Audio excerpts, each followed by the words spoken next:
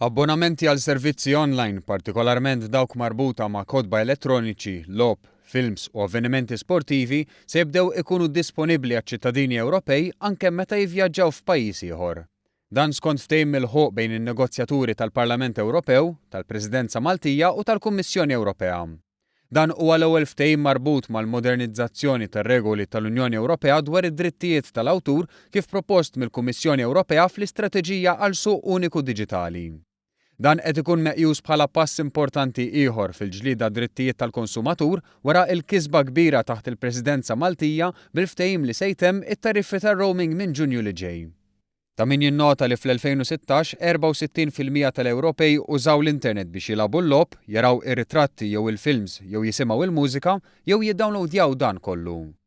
Ir-regolament futur se jippermetti li l-konsumaturi jkollhom aċċess għas-servizzi tal-kontenut online tagħhom meta jivvjaġġaw fl-Unjoni Ewropea bl-istess mod kif ikollhom aċċess għal dawn is-servizzi f'pajjiżhom.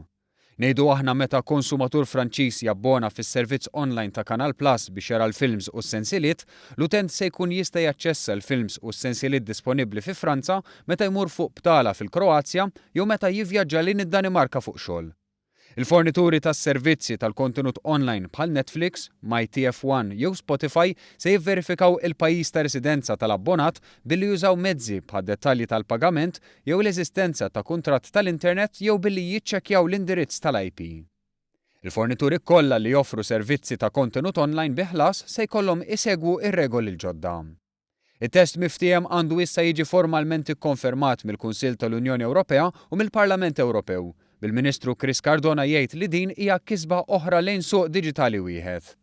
La darba jiġi adottat, ir-regoli se jkunu applikabbli fl-Istati membri kollha tal-Unjoni Ewropea sa mhux aktar tard mill-bidu tal-2018, minħabba li r-regolament jagħti lill-fornituri u lid-detenturi tad-drittijiet perjodu ta' 9 xhur biex jippreparaw għall-applikazzjoni tar-regoli l-ġodda.